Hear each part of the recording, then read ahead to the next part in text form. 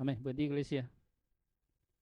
Bueno, después de habernos ausentado el anterior domingo por las elecciones, volvemos a retomar el estudio del libro de los Hechos.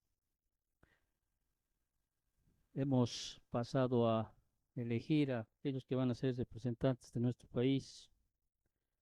Y a veces he escuchado en estos días o anteriores semanas que no se debe hablar de política ni de religión, ya sea en las iglesias o más allá, o en alguna institución, o en el lugar de trabajo. Mi esposa, uno de esos, me preguntó y yo le decía, hay una frase que Spurgeon decía, solo los tontos creen que política y religión no se discuten. Es por eso que ladrones siguen en el poder y falsos profetas predicando. Tenemos nosotros en este tiempo que quizá no discutir en base a los memes o las situaciones que uno ve, ¿no? En las redes sociales, sino usted tiene que distinguir personalmente cuando usted lo ve hablar a alguien, particularmente, por ejemplo, uno de los que va a ser en las últimas elecciones, o sea, de la cual se va a votar en octubre. En uno de esos vi a una mujer poniéndole las manos ahí, orando por él, y él muchas veces profesando creer en Dios, pero sin embargo a 2 días o 3 días hablando por su boca insultos, amenazas, y a veces tenemos ese mal pensamiento que no debemos discutir sobre la política y la religión. Hay que discutir, hay que entender. 20 años hemos estado metidos por dejarnos guiar simplemente por su personalidad, quizá hasta del pueblo y todo aquello. Y mire cómo estamos en este país. Si bien la Biblia nos manda que debemos orar por nuestras autoridades, pidiendo que el Señor sea quien pueda establecer, para que después podamos nosotros vivir quietamente, para que podamos proclamar el Evangelio. Sin embargo, me quedo con estas palabras que da este varón de Dios, Spurgeon, y reitero, como él dice, solo los tontos creen que política y religión no se discuten. Y es por eso que ladrones siguen en el poder y falsos profetas predicando. Y no solo ladrones, ojalá fuera solamente ladrones. Pero bueno, todo está en función de que el Señor pone a los reyes que la nación merece. Pero sin embargo hay una responsabilidad nuestra también. Debemos saber elegir, debemos saber discernir. Así nos cuesta incluso muchas veces alguna posición que, que pueda llevarnos a nosotros o de perder algo. No sé si me están entendiendo. Amén. Hoy, por ejemplo, tenemos una de las enseñanzas más complejas, podríamos decir así. Y voy a empezar leyendo el versículo 13, por ejemplo, para que usted entienda de lo que vamos a aprender, porque hoy encaminamos el estudio del versículo 9 al versículo 24 del libro de los Hechos. Y el versículo 23 usted va a ver un personaje, ¿sí? Que quizá incluso se pueden identificar muchos de los cristianos. Bueno, que creen ser cristianos. Porque fíjate en el versículo 13, que solamente estoy dando como una introducción para que usted pueda entender de lo que vamos a estudiar. Dice, también creyó Simón, dice. Como muchos dicen, ¿sí? ¿Usted cree en Jesucristo? ¿Cree en el Evangelio? Sí. También creyó Simón mismo y habiéndose bautizado, dice, estaba siempre con Felipe. Mira, hay 3 características que usted ve. Creyó, ¿sí? Fue bautizado y estaban con personas cercanas a aquellos que estaban predicando la palabra. Y muchos de ellos creen que por haber sido bautizados, por haber dicho sí, yo creo, y es más, por estar en medio o junto con personas creyentes verdaderas, creen ser cristianos. Si yo les pregunto a cada uno de ustedes, ¿usted cree? Sí, me va a decir, ¿no es cierto? ¿Usted se ha bautizado? Bueno, sí. usted está rodeado o está en medio de personas que profesan conocer a Cristo, profesan ser creyentes verdaderos, sí. Pero sin embargo, Pedro más adelante, en el versículo 23, en una de las partes, porque todo el contexto me da varios aspectos en los cuales me muestran que este individuo, sí, este impostor, no era un verdadero creyente. Pedro le dice más adelante, porque en hiel de amargura y en prisión de maldad veo que estás, y es más, le insta a este sujeto a que se arrepienta. Sin embargo, este ya había creído, había sido bautizado y estaba junto con quién, con Felipe. Y es más, hasta pienso yo que Felipe lo estaba discipulando. Y la pregunta es, cuando uno hace este estudio, particularmente mía, dice, ¿por qué no se dio cuenta Felipe?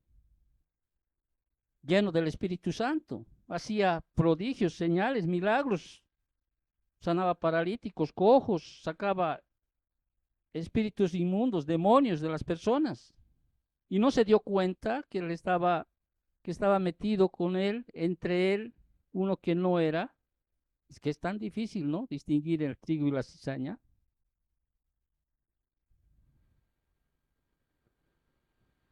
Pero este individuo se desenmascaró más adelante.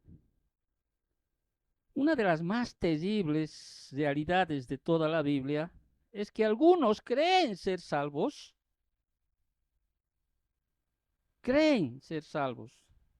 pero estarán perdidos, ¿sabe qué? Eternamente. Y usted sabe a lo que me refiero. Alguna vez había enseñado el Evangelio en el Evangelio de Mateo, en el capítulo 7, aquellos que decían, pero Señor, Señor, cuando el Señor le dice, no, no todo aquel que me dice Señor, Señor, entrará en el reino de los cielos. Y en aquel día muchos me dirán, pero Señor, Señor, en tu nombre hicimos milagros, profetizamos, echamos fuera demonios, haciendo énfasis en qué, en sus obras. Y el Señor, ¿qué les dijo? Apartados de mí, hacedores de qué, de maldad, yo no os conozco. No hacían la voluntad de Dios. Tenían buena doctrina porque ellos estaban diciéndole, Señor, Señor. Muchos creen estar en el camino angosto. Creen que están por el camino angosto, pero sin embargo están en el camino ancho, en el espacioso. Y cuando se predica el Evangelio, es inevitable que esto va a producir tanto una fe verdadera como una falsa fe. De hecho, la semilla, cuando vemos en la parábola de la semilla, del sembrador, también llamada, ¿qué hace? Esto cae, ¿no es cierto?, en buena tierra, como también cae en mala tierra. La que cae en buena tierra da fruto. Y la que cae en mala tierra, pues, no da fruto. Da por un tiempo, dice, ¿no es cierto? Si usted va y cuando el Señor habla de esta parábola, ¿no? Explica. Y más, todavía hay parábolas donde el Señor les habla del trigo y la cizaña. Ahí en Mateo, vámonos en Mateo, porque quizá hoy voy a predicar más que enseñar, aunque me gusta más enseñar, pero a veces es necesario predicar, porque este es un tema bastante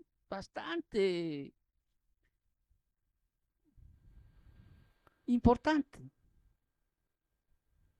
Porque no quiero que usted después, un día o en la eternidad, diga que por causa de la predicación o la enseñanza que usted recibe, ¿sí? Se ve ahí en el camino ancho.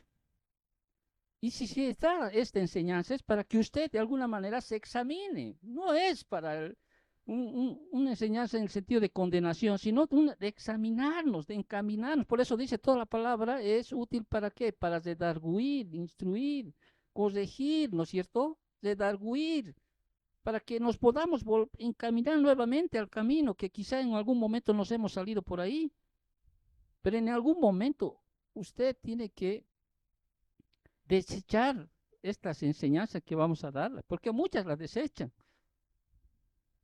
y nos muestran a nosotros, los que enseñamos, con rótulos que quizá en su pensamiento están de legalistas o de muy duros con la palabra o qué sé yo.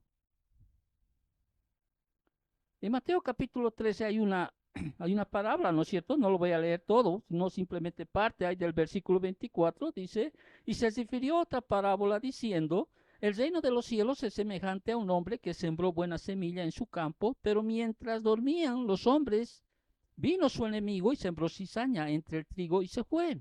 Y cuando salió la hierba y dio fruto, entonces apareció también, ¿qué cosa? La cizaña. Están leyendo, ¿no es cierto? Vinieron entonces los siervos del padre de familia y le dijeron, Señor, ¿no sembraste buena semilla en tu campo? ¿De dónde pues tienes cizaña? Él les dijo, un enemigo ha hecho esto. Y los siervos le dijeron, ¿quieres pues que vayamos y lo arranquemos?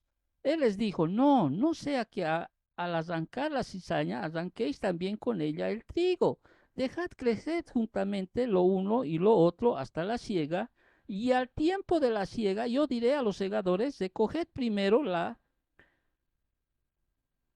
cizaña y atadla en manojos para quemarla, pero recoged el trigo en mi granero. Ahora, no entendieron en ese momento los discípulos, como solía ocurrir, ¿no es cierto? Entonces pidieron una explicación al Señor y el Señor les da la explicación a partir del versículo 36 hasta el 43. Y cito y dice, entonces, perdida la gente, entró Jesús en la casa y acercándose a sus discípulos le dijeron, explícanos la parábola de la cizaña del campo. Respondiendo él les dijo, el que siembra la buena semilla es el Hijo del Hombre.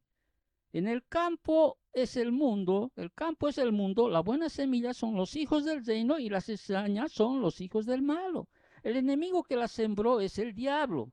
La siega es el fin del siglo y los segadores son los ángeles, de manera que como se arranca la cizaña y se quema en el fuego, así será en el fin de este siglo.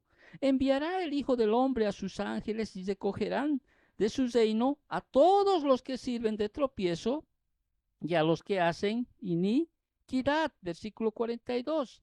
Y los echarán en el horno de fuego, allí será el lloro y crujir de dientes. Entonces los justos resplandecerán como el sol en el reino de su Padre. El que tiene oídos para oír, ¿qué dice? Oiga, ¿sí? En toda iglesia siempre va a haber qué cosa, trigo y cizaña. ¿Podré yo identificar quién es trigo y cizaña? Felipe, lleno del Espíritu Santo, hacía milagros, ¿sí? Hermano, Pablo estuvo a su lado uno que lo colaboraba en las misiones, en uno. ¿Quién era? Demas. Jesús estuvo ahí con Judas. Claro, Jesús ya sabía del corazón. Por tanto, nosotros lo que tenemos que hacer simplemente es predicar la palabra, ¿sí? Predicar la palabra. Y en el contexto, en lo que vamos a estudiar el día de hoy, hay alguien, ¿sí? Que siembra, o sea, que la palabra es dada por Felipe, pero sin embargo también hay un enemigo que viene a sembrar en el corazón de aquel que ha abierto su corazón, cizaña. Cizaña. Un hombre que vivía de ilusiones, de truco, porque aquí dice que él hacía magia, ¿no? Un hombre que cuando oyó el Evangelio, en lugar de arrepentirse y de creer genuinamente, tuvo una fe de ilusión, de magia, una fe falsa. Ahora, hay fe falsa, hermanos. La fe falsa también dice que cree. ¿Cuántas veces pongo el ejemplo del heladerito que siempre pasa? ¿No? ¿Se han dado cuenta alguna vez? Usted ve a la persona, al vecino, al del frente, al de la tienda. ¿Usted cree que Jesús es el Hijo de Dios? Sí, creo. Hermano, los demonios también creen. Y no solo creen, dice que hasta tiemblan. La fe falsa dice que cree, como este, del cual vamos a estudiar. También vamos a ver cómo que la fe falsa muestra algo de obediencia externa. ¿Cuál es ese algo de obediencia externa a lo que vamos a estudiar? ¿No? Simón, ¿qué hace? Se bautiza. ¿A cuántos yo habré bautizado en mis años que estoy en el ministerio? ¿Sí? Pese a que se les ha hablado lo serio que es aquello. Pese a que no soy de aquellos que, ¿quién quiere bautizarse? Venga, métase al agua. Pese que me he dado incluso el tiempo de hablarles.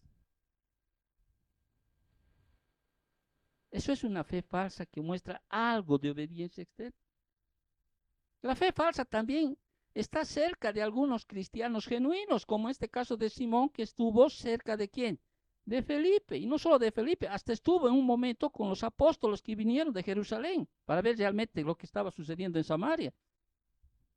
Obviamente Pedro discierne, ¿no es cierto? Claro, al manifestarse el que quería comprar el don del Espíritu Santo, o sea, el don que es el Espíritu Santo, Pedro ya en su característico carácter no va pues con suavidad, le dice lo que vamos a estudiar más adelante. Entonces la fe falsa también, ¿sí? Está cerca de algunos cristianos genuinos, así como también la fe falsa se aferra a su amor por el mundo. Sigue, pero abrazando las cosas del mundo. En este caso, la vanagloria de la vida. Él era llamado, él se hacía llamar grande, que tenía el poder de Dios con sus artes que hacía, con sus magias que hacía. Pero él, al ver realmente las cosas que Felipe hacía, él incluso quedó atónico, se maravilló. Si a él las otras personas veían las maravillas que él hacía, él al ver a Felipe lo que hacía, los milagros, ¿sí? Las sanidades, pero él quería engrandecer más. En otras palabras, quería alcanzar a Dios para sus metas personales. Hermanos, eso es lo que a veces yo me pregunto de las personas. Vienen a la iglesia, sí, porque quizás su matrimonio está roto, está perdido, y vienen a la iglesia con el fin de decir de que el Señor se los arregle como si fuera una hada madrina. Bueno, poniéndole como una ilustración simplemente. Y al ver que no se ha arreglado, ¿qué pasa? Se van.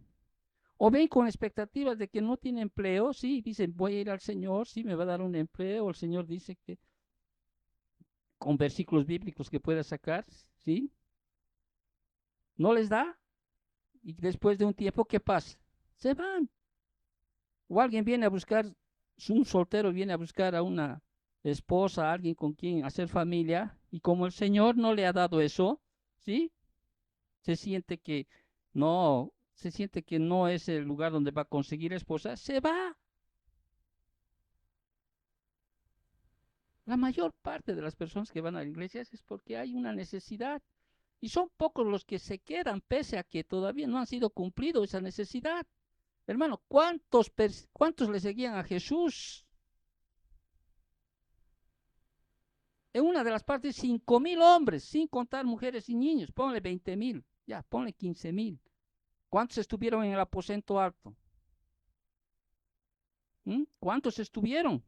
Es más, los 5,000 decían, este verdaderamente es profeta. Querían hacerlo rey, ¿te acuerdas? Pero Jesús sabía las intenciones de su corazón. En realidad lo buscaban, ¿por qué? Porque les daba algo de comida, de alimento. Y de ahí viene ese sermón, ¿te acuerdas del pan de vida? Cuando les dice a los discípulos, ustedes también quieren irse, les dice, ¿no es cierto? Y ahí Pedro dice, ¿dónde iremos, Señor? Solo tú tienes palabras de vida.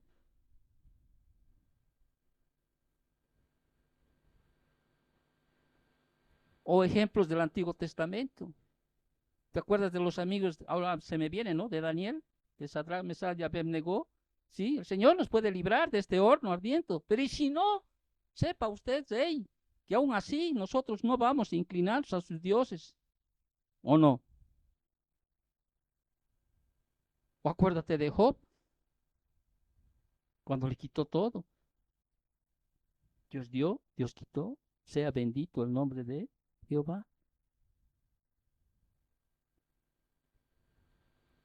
Y ni qué decir los cristianos que están en el capítulo 11 de Hebreos, que muchos fueron asesados, cortados, ¿no es cierto?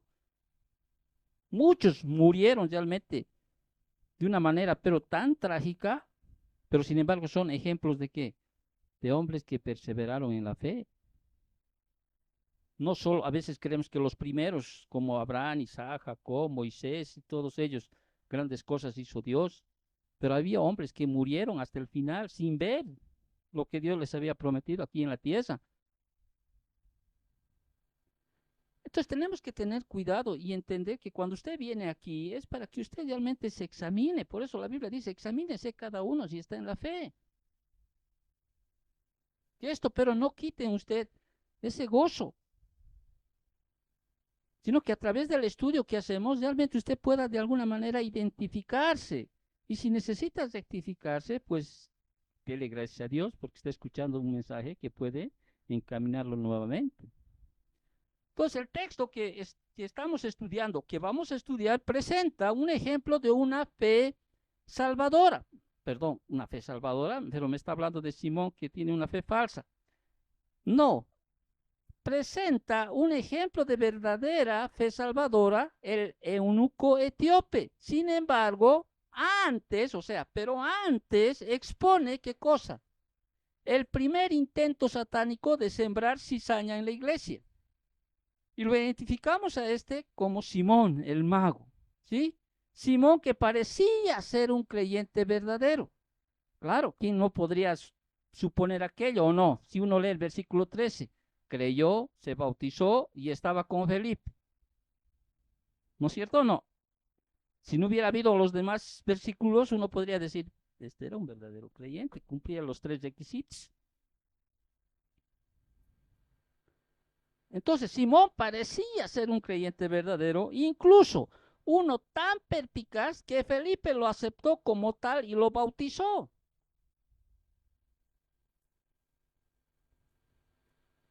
Incluso estaba siempre con Felipe.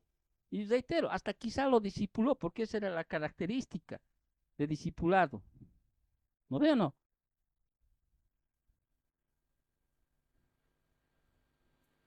Simón entonces manifestó esas 3 características de un verdadero creyente. Creyó, 1, fue obediente en el bautismo y 3, continuó con Felipe. Pero él ilustra qué cosa, la dificultad de distinguir el trigo de la cizaña. No fue sino hasta que intentó comprar la autoridad para conferir el Espíritu Santo que fue desenmascarado. Hasta ahí, hasta el momento que dijo, dame, ¿no? O sea, quería comprar aquello que Felipe tenía, el don del Espíritu Santo. Ahora, este pasaje que vamos a estudiar, versículos del 9 hasta el 25, ¿no es cierto? Revela 4 evidentes y enormes características o conceptos erróneos que tenía Simón. O sea, este pasaje revela 4 faltas evidentes y enormes en la teología de Simón. Esta mañana justo mi esposa estábamos hablando sobre lo que es me estaba hablando sobre lo que es el concepto y la definición. Me estaba hablando sobre cómo distinguir entre el concepto y la definición. Bueno, en el aspecto filosófico, ¿sí? Esta mañana, hace unos 20, 30 minutos atrás, ¿no es cierto? Y eso me ayuda ahorita a hablarles sobre cómo Simón tenía, ¿sí? Tenía un concepto erróneo de sí mismo, también tenía un concepto erróneo sobre la salvación, tenía un concepto erróneo sobre el espíritu y también tenía un concepto erróneo del pecado.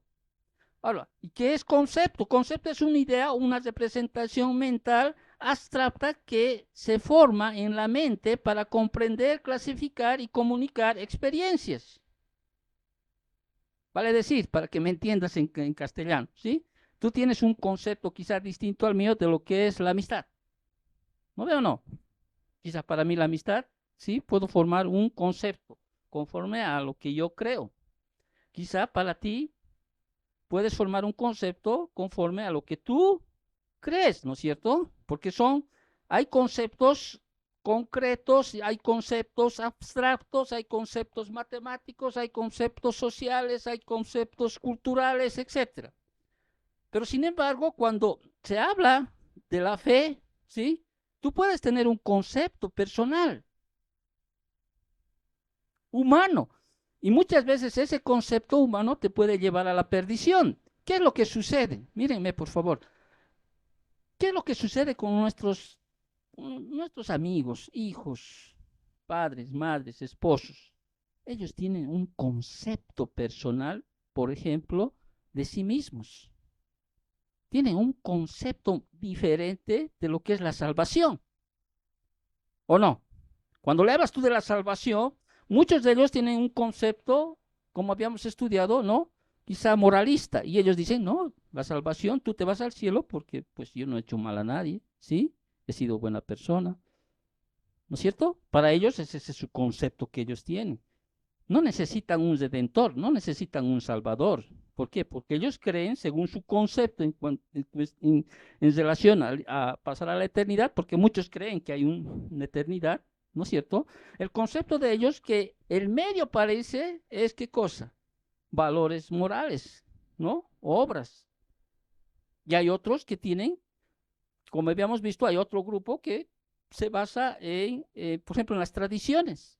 Yo cumplo las tradiciones en relación a, a ese medio que nos puede llevar a la eternidad y me voy. Peor son los universalistas, ¿no? Cuando dicen, pero todos vamos a ir al cielo.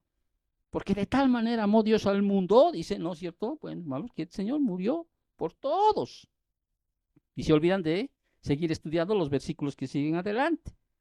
O como los fariseos, ¿no es cierto? Los saduceos, fariseos, los legalistas, estos que pensaban que por solamente ser linaje de Abraham, de Isaac, de Jacob, o demostrar externamente algunos rituales o algunas creencias, ellos tenían acceso al cielo, ¿sí o no? Hermano, si no uno no pierde ese concepto humano que tiene, ¿sí? Va a estancarse y no solo va a estancarse, va a abrir una brecha, una puerta en la cual el enemigo va a entrar y va a poner cizaña. Eso es lo que le pasó a Simón. Él tenía un concepto, ¿sí? Falso, erróneo de sí mismo.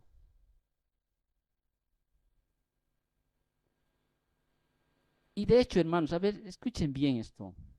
Cuando uno realmente quiere, realmente conocer al Señor, los conceptos que uno tiene tienen que cambiar, no aferrarse a aquellos. En cuanto a las circunstancias que vives, por ejemplo, tus conceptos tienen que cambiar conforme a lo que dice el Señor. ¿Sí? Tu manera de pensar.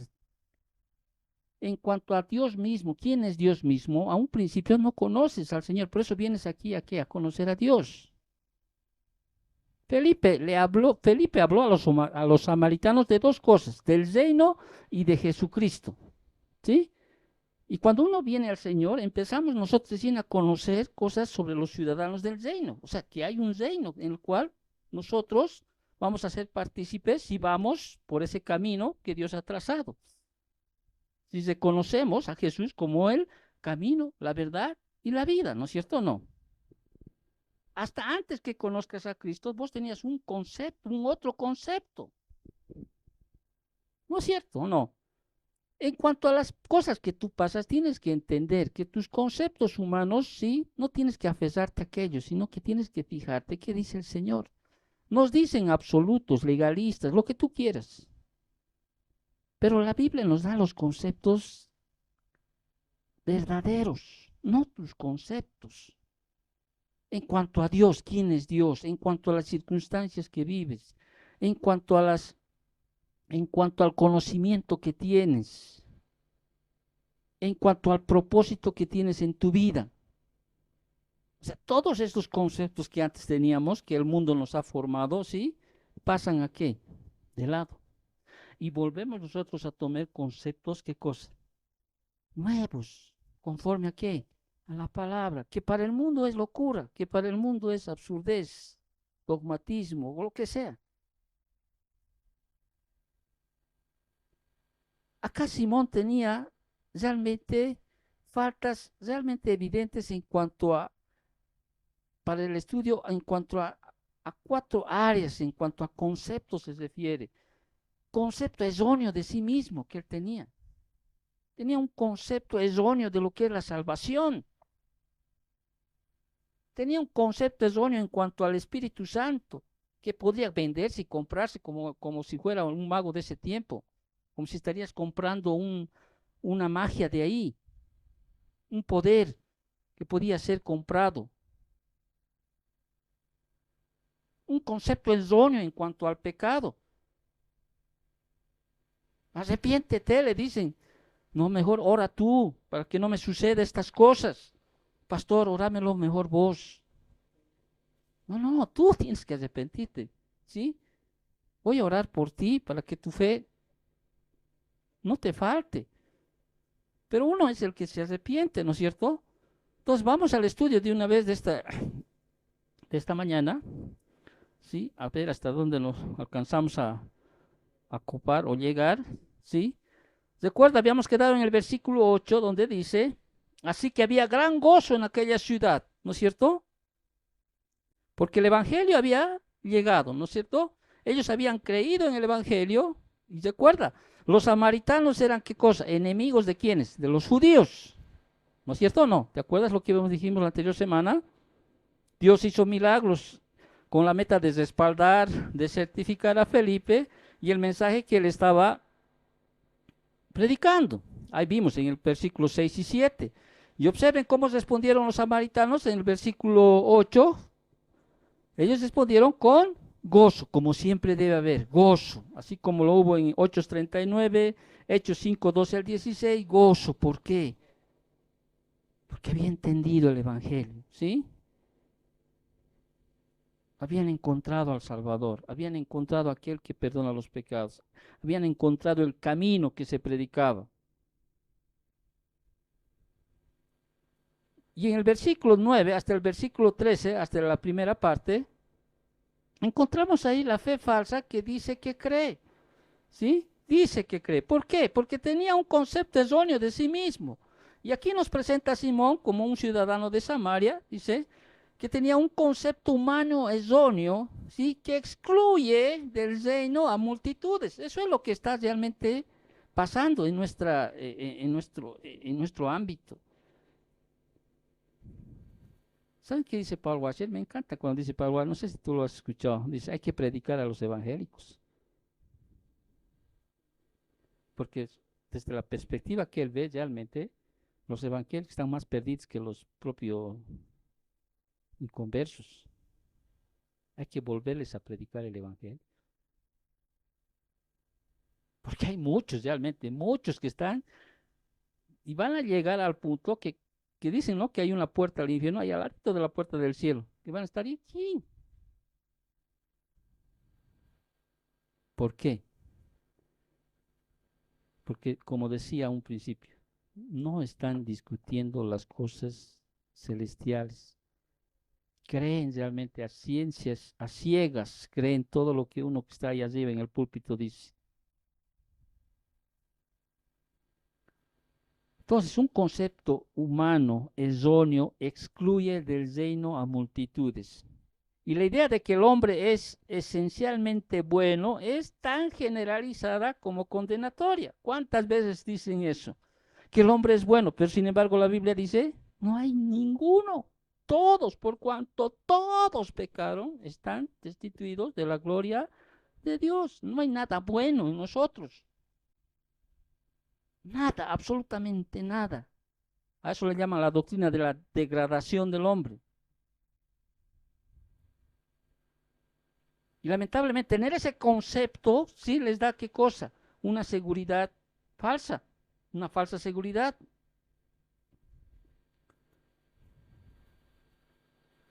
De hecho, en el Antiguo Testamento, cuando se habla de la justicia, Dios dice, ¿no? Que las justicias del hombre son trapos de qué? De inmundicia. Isaías 64:6. Entonces le ciega su necesidad de un Salvador, tener un concepto erróneo de uno mismo.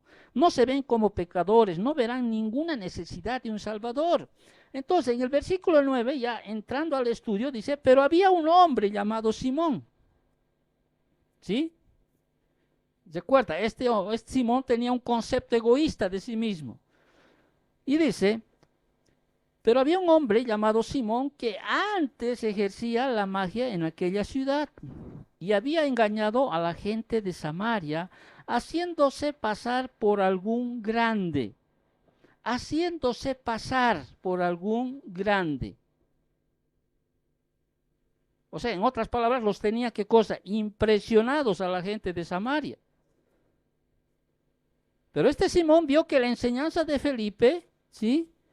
Vio en la enseñanza de Felipe un medio para obtener mayor grandeza personal.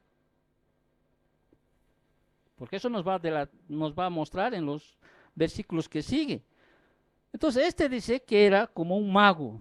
Ahora, aquí no nos dice qué tipo de actos mágicos hacía o qué magias él hacía. Pero sin embargo, era tremendamente, o sea, impresionaba a las personas de Samaria. Y no solo a los grandes, dice, desde los pequeños hasta los grandes eran impresionados por las cosas que él hacía. La magia acá, por ejemplo, no nos dice realmente qué tipo de magia hacía, ¿no es cierto? Pero siempre podríamos entender que la magia siempre es engañosa y hasta demoníaca. ¿Sí? Es demoníaca y engañosa. Entonces el versículo 9 habla de este personaje, Simón, que antes ejercía la magia y en aquella ciudad dice, y había engañado a la gente de Samaria haciéndose pasar por algún grande. Versículo 10, a este, dice, oían atentamente todos, dice, todos. Entonces, el dominio de Simón sobre los habitantes de Samaria era total, porque dice, todos, desde el más pequeño hasta el más grande, le oían atentamente. O sea, impresionados por los poderes ocultos de este hombre, exclamaban y decían, este es el gran poder de Dios. Miren, hasta qué punto los tenía asombrados este hombre. Este es el gran poder de Dios. Y este título muestra que Simón reclamaba deidad para sí mismo. Él reclamaba esa posición. Que Simón se viera como Dios revela el concepto personal más hereje e imaginable que tenía. Y uno dice, ¿y qué pasó con este Simón? ¿Sí? Más adelante. Porque no llegó a ser creyente. Y haciendo un estudio, o sea, viendo, ¿no es cierto?, qué es lo que pasó. Claro, la Biblia no me muestra, pero algunos padres de la iglesia primitiva dieron información, ¿no? En algunos libros, en algunos escritos, de que este Simón fue uno de los fundadores del gnosticismo y que se veía como un Dios encarnado. Eso decían los padres de la iglesia primitiva. De hecho, dicen, los dos primeros maestros que propagaron ideas gnósticas dentro de círculos cristianos fueron Simón y su sucesor Menandro. Tanto Simón como Menandro reclamaron divinidad para sí mismos. ¿Y te acuerdas cuando Pablo peleaba mucho con quién? Con los gnósticos.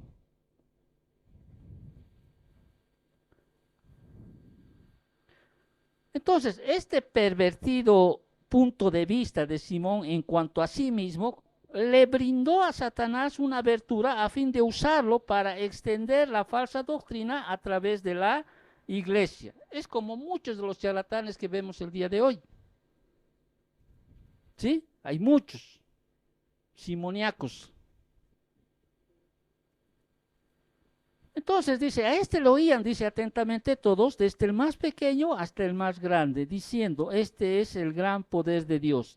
Versículo 11, y le estaban atentos, dice, porque con sus artes mágicas les había engañado mucho tiempo. Atentos, dice, porque con sus artes mágicas, ¿cuáles? No sabemos, no nos dice, pero que sí nos dice las escrituras que les había engañado mucho tiempo, ¿no? Después de todo, ellos creían en Dios y tenían esperanzas mesiánicas. ¿Quiénes? Los samaritanos. Y eso les había sido vulnerables a alguien como Simón. Les había engañado, les había sorprendido. Entonces, las personas deben verse siempre perdidas, débiles e indefensas sin Dios antes de que puedan ser salvos. Es algo que no pasó con Simón, porque Simón era orgulloso. Y si hablamos de orgullo en la Biblia, podríamos hablar horas y horas, que por el orgullo muchos perecieron y están en condenación eterna. Entonces, uno de los conceptos erróneos que debemos nosotros desvirtuar, ¿sí?, Es ese concepto erróneo en cuanto a nosotros mismos. Reitero, tú no puedes, ¿sí? Puedes tener un concepto de sí mismo mayor del que la Biblia te dice. Tienes que entender que tú eres pecador, eres pecadora y vas a seguir pecando incluso. No son tus obras, no son tu forma de vida, tus tradiciones, tus pensamientos filosóficos, aquellos que te van a llevar al reino de Dios. Tienes que cambiar ese concepto. Si estás pasando situaciones difíciles, hermano, ¿usted cree que Dios no tiene control de todo? ¿Tiene o no tiene? Pues no creas que como predicador, como yo no las paso. Y cada mes les sigo pasando, a veces digo, Señor, ¿hasta cuándo? Pero eso no queda fuera de mi mente decir un día, mejor me voy, Dios no cumple mis necesidades. No, tengo claro un concepto que ya se ha formado en mi mente, mi corazón, y decir, bueno, yo voy a seguir hasta donde puedo. ¿Sí? Ya tengo una manera de pensar en cuanto a las situaciones que me vienen. Podré tener unas debilidades en algún momento, pero inmediatamente el Espíritu Santo me redarguye, ¿no es cierto? Viene hacia mí. Digo, bueno, Dios sabe por qué. Tener un concepto erróneo de sí mismo, sí puede mantener un concepto erróneo de sí mismo, puede encaminarte hacia la eternidad perdida. ¿Entiendes? Tú eres un pecador y necesitas un redentor, un salvador. Porque la paga del pecado es muerte. Alguien tiene que pagar. Puedes decir, creo, ¿sí? Como muchos discípulos que le seguían a Jesús. Pero el Señor sabía las intenciones del corazón de aquellos. Entonces, Simón no solo tenía un concepto erróneo de sí mismo, sino también tenía un concepto erróneo de la salvación. Por eso en el versículo 13, al final, dice que Felipe creyó, ¿no? Al inicio dice, y también creyó, dice Simón, ¿no? Perdón, Simón dice, creyó. También creyó Simón mismo, pero me estoy saltando el versículo 12. Pero cuando creyeron a Felipe, que anunciaba el evangelio del reino de Dios y el nombre de Jesucristo, ¿qué hicieron? Se bautizaban hombres y mujeres. Aquí vemos que el mensaje de Felipe constaba de dos partes, ¿no es cierto? Dice, versículo 12, que cuando creyeron a Felipe, que anunciaba, ¿qué cosa? Uno, el, el evangelio del reino de Dios, ¿sí? Esa era la primera parte del mensaje de Felipe. ¿Qué es el reino de Dios? Se refiere al control soberano de Dios sobre la esfera de salvación a lo que a la que entran quienes le pertenecen por medio de la fe en su Hijo. A eso se refiere el reino de Dios. Y la segunda parte del mensaje de Felipe es, y dice, y del nombre de Jesucristo, que simboliza todo lo que Él es.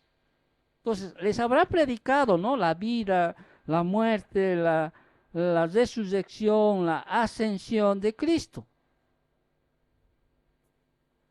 Entonces, Felipe les predicaba, dice, acerca del reino de los salvos, y luego se centraba en las verdades acerca del Señor Jesucristo, quien es el único que provee entrada a dicho reino. Entonces, y debido a la predicación de Felipe, dice, muchos, ¿qué cosa? Creían, dice, y se bautizaban, tanto hombres como mujeres. Y a medida que más personas creían, Simón veía que sus seguidores disminuían. Y su declive en popularidad, un anhelo de estar asociado con Dios y con el Mesías y con un deseo de aprender lo que percibió como el poder de Felipe, motivó a Simón mismo a qué cosa, a creer. Pero sin embargo, otras eran las motivaciones de creer. Y aquí vemos, por ejemplo, en el versículo 13, siguiendo el versículo, cómo la fe falsa muestra algo de obediencia externa, porque después dice, después de haberse, o sea, bautizado, estaba siempre con quién, con Felipe, ¿sí? Y al menos por tres razones perceptibles. ¿Cuáles eran esas tres razones por las cuales Simón estaba con Felipe? Primero, quería mantener contacto con las personas que seguían al predicador. Porque al unirse al movimiento de Felipe, Simón iba donde estaba la acción y conservaba viva la oportunidad de influir. Segundo, viendo las señales y grandes milagros que se hacían, estaba atónito, dice, ¿no es cierto? Entonces tenía interés profesional en averiguar el origen de los asombrosos poderes de Felipe. Y una tercera razón perceptible que podemos ver es que según muestra su conducta posterior, quiso encontrar la manera de adquirir ese poder para sí mismo. Por eso es que les dice, ¿no? Véndanme. Entonces, porque en ese tiempo, dentro del contexto, obviamente, los magos, ¿qué hacían? Vendían entre sí sus trucos y encantamientos en ese tiempo. Y él creía que estaba tratando igual con personajes como él, ¿sí? Como que se podría vender aquello que vio hacer lo que Felipe hacía. Entonces, pronto se hizo realmente evidente que el bautismo de Felipe no lo salvó. Y de hecho hemos estudiado, ¿no es cierto?, que el bautismo no salva. O sea, no tiene el poder para quitar el pecado. Pero ¿y por qué nos bautizamos entonces, pastor? Porque es importante, pues, si se ha ordenado a quienes, a todos los creyentes, que después de la salvación, a pesar de que no juega ningún papel en ella, ¿sí? Nosotros obedecemos ese mandato a nuestro Señor, ¿sí? Identificándonos a qué, a que estamos muriendo, ¿no? A nosotros mismos y estamos resucitando, ¿sí? Juntamente con Él, a nueva vida. Pero en sí, no es un requisito el bautizarse para ser salvo. ¿O acaso el ladrón tuvo tiempo para bautizarse? El que estaba en la cruz. No. Es más, hasta este punto, sí, uno podría decir, a ver, muchos hombres y mujeres se bautizaron, creyeron en el mensaje de Felipe acerca del reino y del Señor Jesucristo.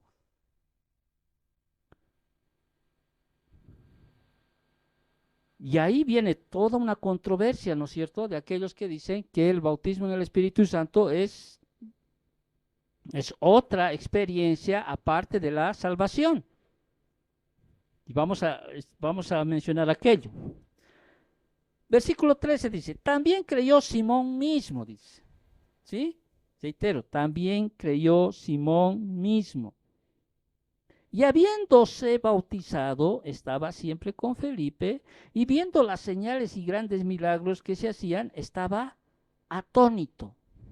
Vaya, seguramente lo que él hacía no era tanto como lo que vio hacerlo a Felipe, ¿no es cierto? Y Simón creyó más en las señales, pero no en aquel cuyo poder estaba detrás de esas señales. Y la verdadera salvación no es pues, no es simple profesión ni un acto ritual. La verdadera salvación es pues la transformación divina del alma que cambia de amarse a sí mismo hacia amar a Dios, de amar el pecado hacia amar la santidad. Reitero, la verdadera salvación no es simple profesión ni un acto ritual, es transformación divina del alma que cambia de amarse a sí mismo hacia amar a Dios y de amar el pecado hacia amar la santidad.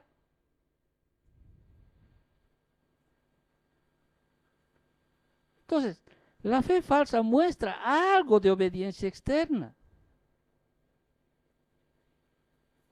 Hacen actos de obediencia, pero sin embargo no hacen la voluntad plena de Dios. ¿Has escuchado alguna vez decir, sí, yo también hago la voluntad de Dios, pero algunas, no todas, las hacen aquellas que a uno le convienen? Pero no es pues así, no es selectivo algunas cosas, no es a tu manera. En el Antiguo Testamento era más sensible, ¿no? Cuando el Señor dijo, me vas a llevar el arca con tus manos cargándolo, sí, si no, pero siempre a alguien se le ocurrió llevar en carruajes, ¿no? ¿Y qué pasó? Murieron, porque no es a la manera, es a la manera que Dios te dice. Y también vemos aquí que la fe falsa está cerca de cristianos genuinos, porque hemos leído en el versículo 13, y Simón no solo creyó, no solo se bautizó, sino que estaba ¿con quién? Con Felipe.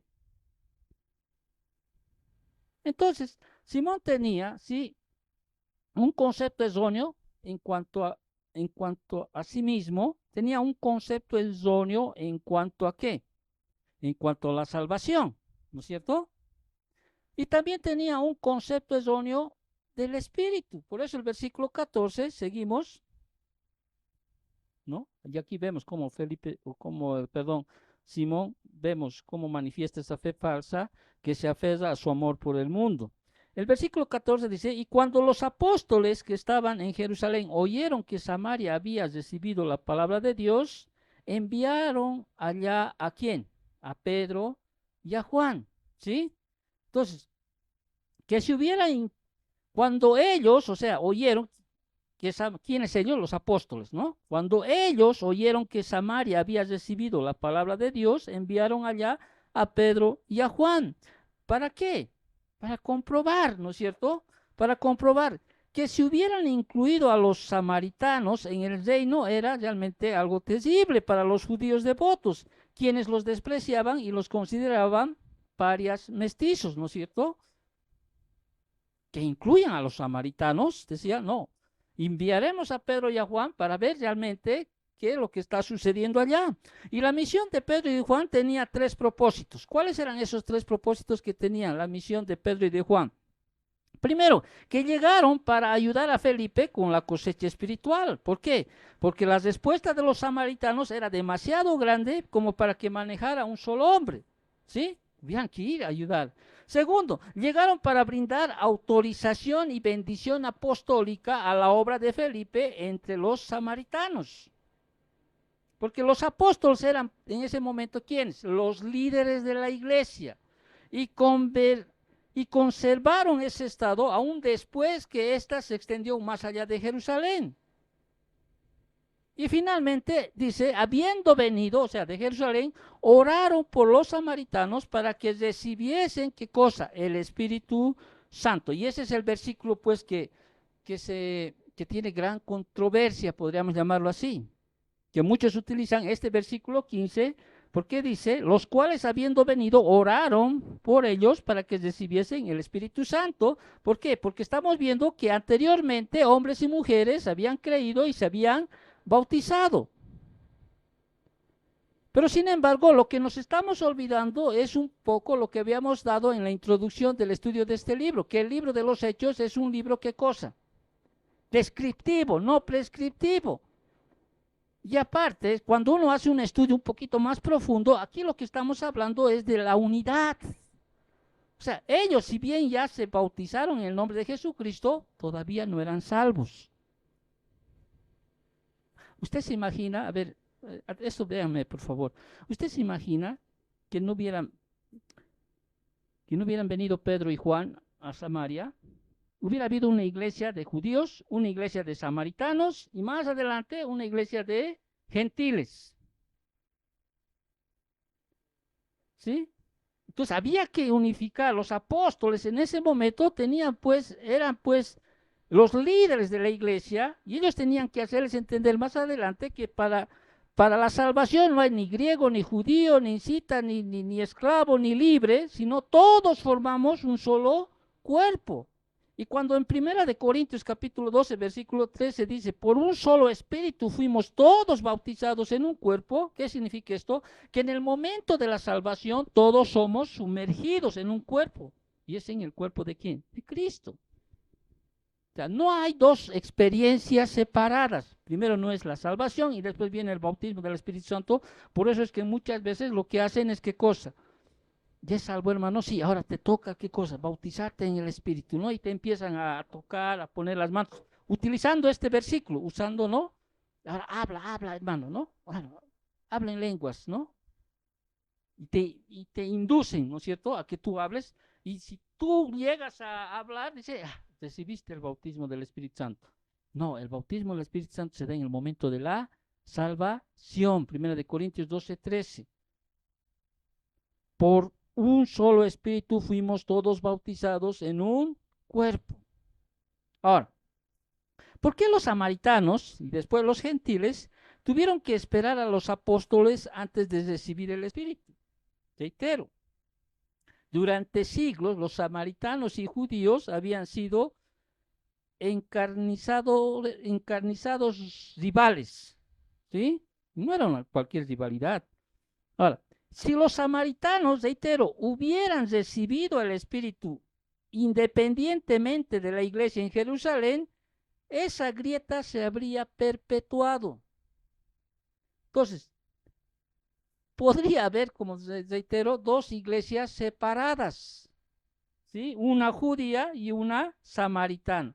Pero Dios había diseñado una sola iglesia, en que no hay judío ni griego, no hay esclavo ni libre, no hay varón ni mujer, porque todos son uno en Cristo Jesús. Gálatas 3:28. Al rechazar la venida del Espíritu hasta que Pedro y Juan llegaran, Dios preservó la unidad de la iglesia. Amén. Entonces los apóstoles debían ver por sí mismos y dar a la iglesia en Jerusalén testimonio de primera mano de que el Espíritu había descendido sobre los samaritanos. Y estos también debían aprender que estaban sujetos a la autoridad apostólica. Y los creyentes judíos y los samaritanos estaban, por tanto, vinculados en un solo organismo. Y reitero, hoy día los creyentes reciben el Espíritu en la salvación. 1 Corintios capítulo 12, versículo 13. Amén. Entonces, desvirtuamos aquello, ¿sí? No hay doble bautismo. Pero Hebreos dice, habla de la doctrina de bautismos. Bueno, eso es otra cosa. Pero estamos entendiendo aquí que en la salvación somos sumergidos en el cuerpo, en el templo, ¿no es cierto? El Espíritu Santo viene a morar en nosotros, en el momento de la salvación. Y reitero, el libro de los Hechos es un libro, ¿sí?, descriptivo, no prescriptivo. Versículo 17. Entonces, dice, les imponían las manos y recibían el Espíritu Santo. Ahora, cuando vio Simón que por la imposición de manos de los apóstoles se daba el Espíritu Santo, les ofreció dinero. ¿Cómo es que vio Simón? ¿Qué vio? Todo da a entender que hubo una manifestación de hablar en idiomas. Bueno, muchos dicen lenguas. ¿Sí? Una manifestación externa. ¿Por qué? Porque se dio cuando los judíos, ¿sí?, fueron bautizados en el Espíritu Santo. Se dio cuando los samaritanos fueron bautizados en el Espíritu Santo y cuando los gentiles, más adelante, también se va a ver esa manifestación, aparentemente. Entonces, para Simón, o sea, eso fue demasiado para Simón, quien cuando vio que por la imposición de las manos de los apóstoles se daba el Espíritu Santo, les ofreció dinero. Evidentemente los creyentes estaban hablando en lenguas, como ocurrió en el día de Pentecostés, de modo que había una señal perceptible de esta gran realidad suficiente para despertar el interés del mago. Versículo 19. Entonces, Felipe se había impresionado, Pedro y Juan quedó impresionado de Pedro y de Juan, lo que hicieron, realmente lo dejaron pues atónito, lo dejaron realmente anonadado, como dicen. Simón les pidió de manera, no sé, descarada o entusiasta, ¿no? Y les dice, dadme, versículo 19, le dice, dadme también a mí este poder, para que cualquiera a quien yo impusiere las manos reciba el Espíritu Santo. En otras palabras, él trató a los apóstoles como si fueran compañeros practicantes de magia, ¿sí? Como que podían vender, como lo que se hace hoy en día.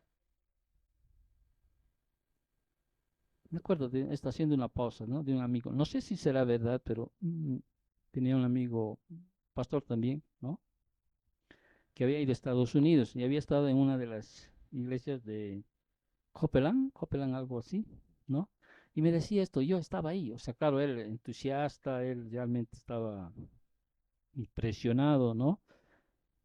Pero dice que allá no se podían sentar cualquier persona en la primera fila de asientos y en la segunda fila de asientos, porque los que se sentaban en la primera son aquellos que habían dado una ofrenda de 20,000 o 10,000 dólares, iban así, a medida que iban más atrás, era de acuerdo a la cantidad de ofrendas que estaban, porque tenían en su concepto de que ellos, de que cuanto más cerca estaban al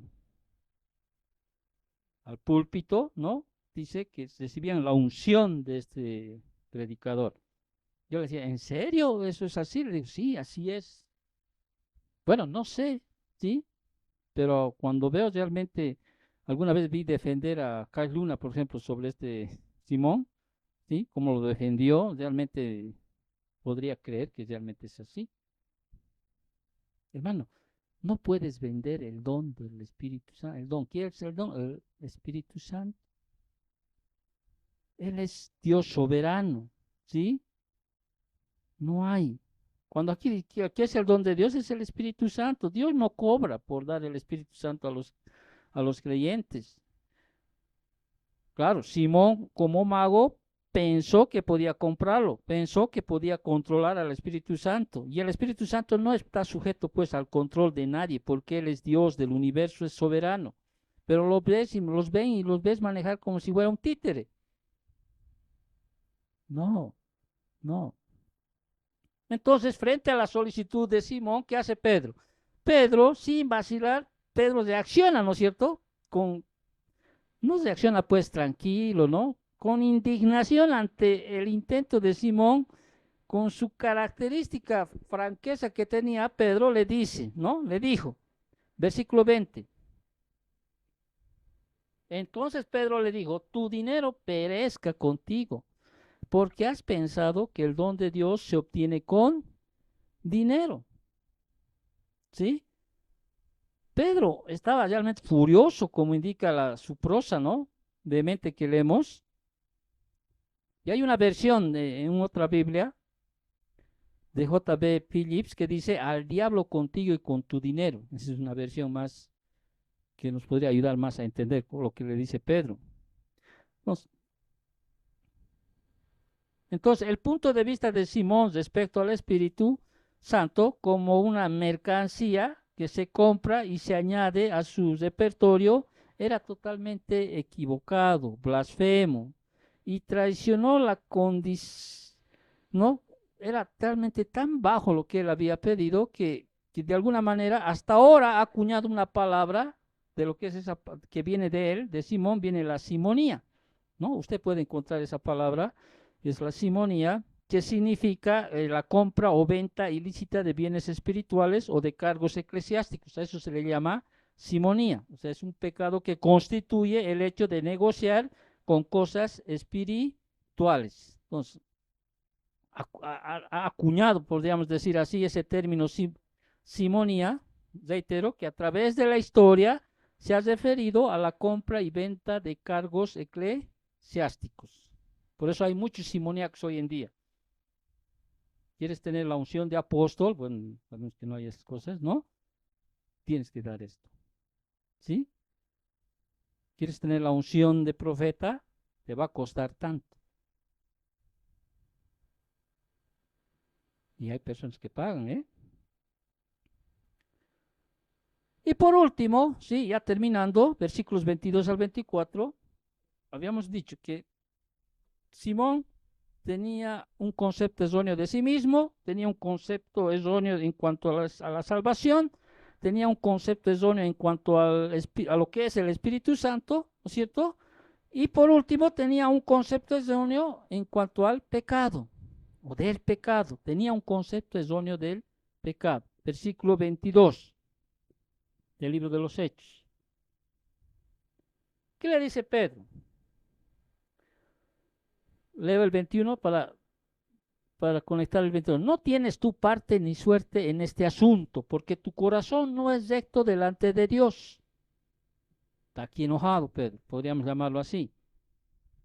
Arrepiéntete, le dice.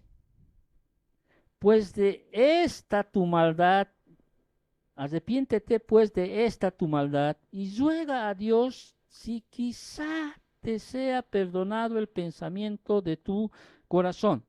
Entonces, Pedro continúa su condenación de Simón haciéndole un llamado al arrepentimiento y le ordena, arrepiéntete pues de esta tu maldad, dice, y ruega a Dios si quizá te sea perdonado el pensamiento de tu corazón. O sea, desafía aquí a Simón, o sea, al mago, a tener una visión correcta de su horrendo pecado. Visión que vea el pecado por lo que es y se vuelva de él. Arrepiéntete, le dice, metanoe en griego, que implica qué cosa, volverse del pecado hacia Dios. Pedro le dijo a Simón que si lo hiciera, quizá, dice, le sea perdonado el pensamiento de su corazón. ¿Por qué le dice quizá? Porque Dios es soberano, ¿sí? Dios es soberano. Y son expresiones fuertes, porque estas expresiones se usan en el Antiguo Testamento, por ejemplo, en Deuteronomio 19, 18 al 20. Y Pedro, en el versículo 23, advierte al mago de la gravedad de su situación. Le dice, porque en hiel de amargura y en prisión de maldad veo que estás. Y quizá aquí uno diría, no, pero a ver, pastor, Simón creyó, dice, se bautizó, estaba con Felipe. Pero aquí vemos, quizá a Pedro no le avisaron que Simón se bautizó, creyó y estaba con Felipe. No. Pedro le dice, porque en hiel de amargura y en prisión de maldad veo que estás. Y estas son frases bien fuertes. Porque la frase, por ejemplo, hiel de amargura es muy fuerte. Hiel, yo leo en griego, se refiere a un ingrediente amargo o bilis. Amargura, y junto con amargura, picria, transmite una condición sumamente triste, severa y desagradable. En otras palabras, le está diciendo, tú sigues en la oscuridad. Representa vívidamente la realidad de alguien atrapado en prisión de maldad, o sea, que está en pecado. En otras palabras, tu amo, o sea, el pecado es tu amo cruel, como dice Proverbios 5:22. Y terminamos con este penúltimo versículo, versículo 24, respondiendo entonces Simón dijo, ¿no? Y aunque sacudido y asustado, ¿no? Simón, o sea, no se persuadió, tú ves que él aquí no se persuadió, porque él, aunque sacudido y asustado, se negó a pedir perdón al Señor. Y en lugar de eso, ¿qué les dice a los apóstoles? Rogad vosotros por mí al Señor, para que nada de eso que habéis dicho venga sobre mí. Eso es lo que pasa, ¿no?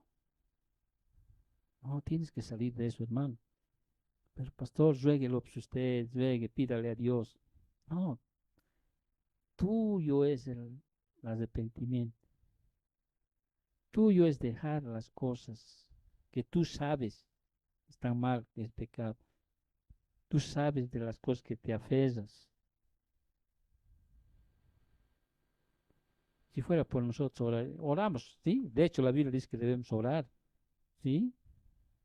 Debemos orar para que realmente venga esa fe verdadera, para que puedan salir de esas tinieblas, para que puedan entender, puedan cambiar esos conceptos erróneos que tienen de sí mismo, es que tengan esos conceptos erróneos en cuanto a lo que es la necesidad de la salvación, de los medios de la salvación. Oramos para que realmente puedan tener más, que puedan ser iluminados esos conceptos erróneos en cuanto a lo que es el Espíritu Santo, en cuanto a lo que es el pecado. Pero el arrepentimiento es personal. Dios no tiene nietos, tiene hijos. Entonces Simón tenía un concepto erróneo de sí mismo, un concepto erróneo de la salvación, un concepto erróneo del Espíritu Santo, un concepto erróneo del pecado, y todo eso sumado a una fe que no salva.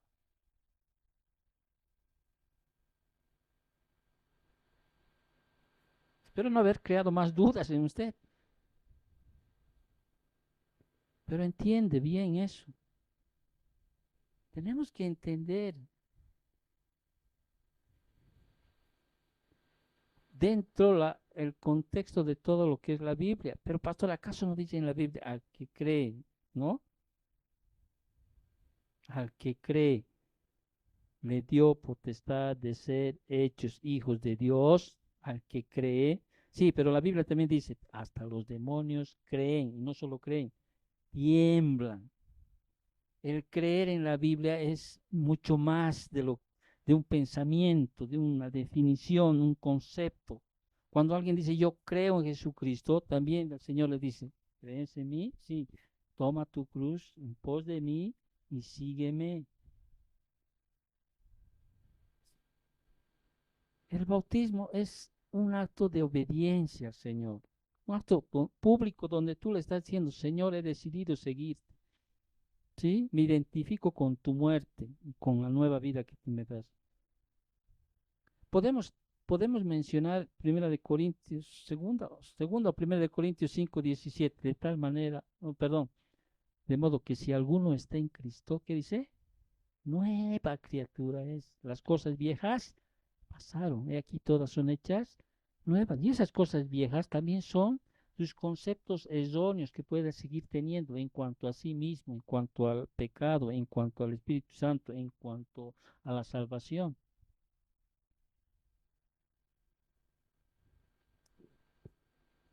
Y la siguiente semana vamos a ver cómo realmente es, vamos a estudiar un personaje con un verdadero arrepentimiento. Porque Felipe, sí, va, un eunuco, sí, un principal, donde va a mostrarnos realmente cómo es un verdadero arrepentimiento.